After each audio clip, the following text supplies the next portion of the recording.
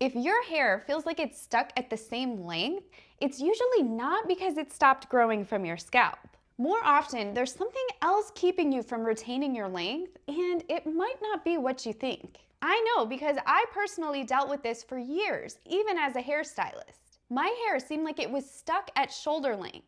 But once I figured out what was actually stopping my hair from getting longer, I was able to grow it past bra strap length. And now I actually have to cut it just so it doesn't get too long and unmanageable. The industry often jumps to extensions as the solution, but I'm more interested in helping you grow your own hair long and healthy without having to spend a fortune on high maintenance extensions. So today, I've got several solutions for you to help you grow your hair out long, with the first one being rather surprising. I'll also cover a few common misconceptions and questions that I get about growing your hair out.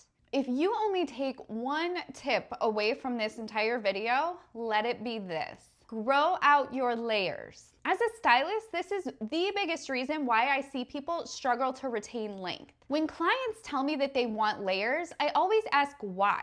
And a lot of the times, they don't know why.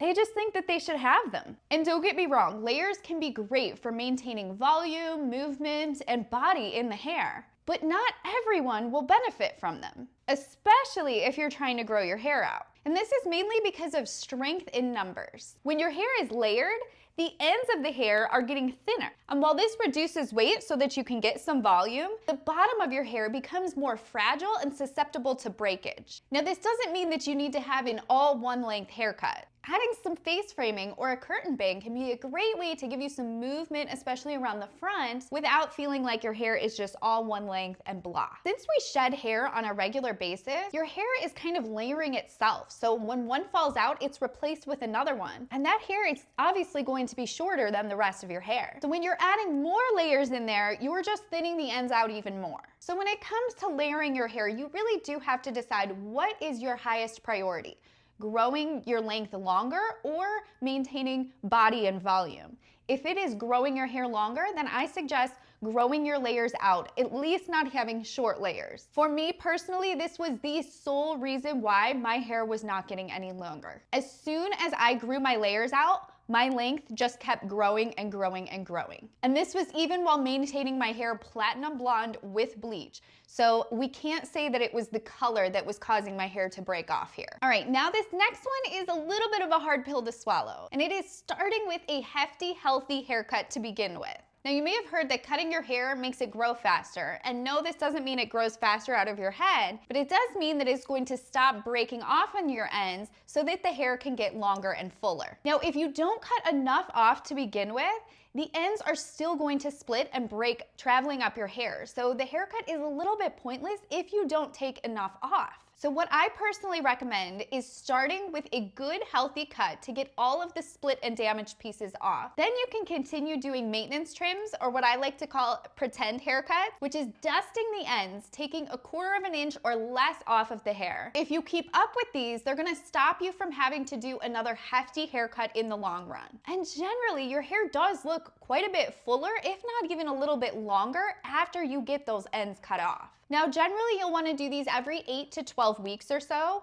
Everyone is going to be a little bit different based on your color and how you care for it at home with your routine. And let's talk about your routine. Now, how you take care of your hair at home is going to make a big difference in how often you are needing to trim it. You really want to make sure that your hair is in its best condition possible if you're trying to grow it out. And the first one is to be mindful of heat tools. Now, blow drying your hair is a lot healthier for it than ironing it. I recommend alternating, letting it air dry sometimes if you can, and blow drying it other days. When you do plan to use heat tools, you want to make sure that you're using a lower temperature. I don't find that high heat makes a difference in speeding up the blow dry process anyways. And for your irons, you want to use this on the lowest setting possible to where it's still going to work for your hair. If you use a thermal iron spray that also protects your hair from the heat, most of these will improve the iron performance. And this can often let you get away with using the temperature a lot lower than you would need to otherwise. Before blow drying, you'll want to use either a blowout spray, a leave-in conditioner, or a hair serum,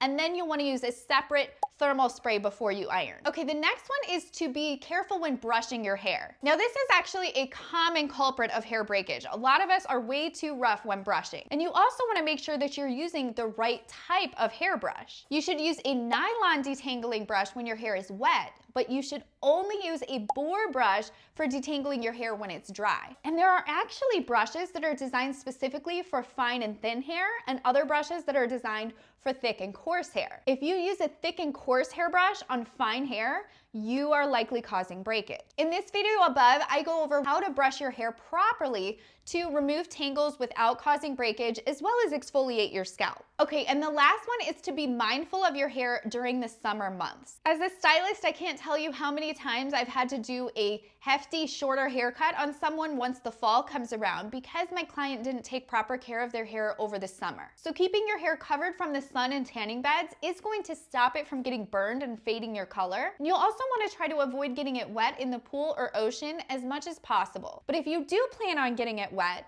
just douse your hair in regular conditioner first and don't rinse it out. This way your hair has absorbed a lot of that conditioner and it won't absorb quite as much of the chlorine or salt water. Now in the description, I'm going to link my favorite products for maintaining healthy hair and reducing breakage. All right, so now let's go over some common questions or misconceptions about growing your hair out. And the first question is, how often should you wash your hair if you're trying to grow it out? And the truth is, the amount that you wash your hair has no correlation to how fast your hair grows. You can wash it every day or once every 2 weeks, and it's likely still gonna grow at the same rate. You just wanna make sure that you're washing it enough to keep your scalp healthy and balanced, but not too much that your hair is becoming dry. Okay, and the next one is, does rose water or rosemary oil help make your hair grow faster? And the answer is, no. While rose water and rosemary oil can promote a healthy scalp, it's a common misconception that they're actually going to speed up the rate that your hair is growing. There really is nothing that is going to change the rate that your hair grows. This comes down to genetics and hormones, and even medicated products for hair loss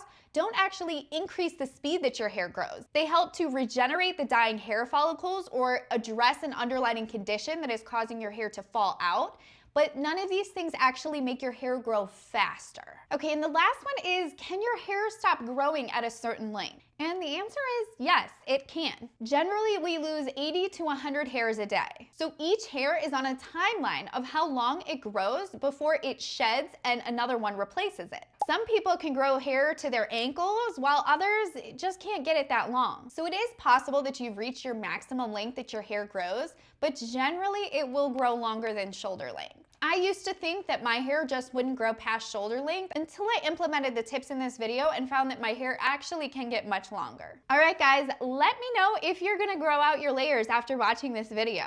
And make sure you subscribe if you wanna make every day a good hair day.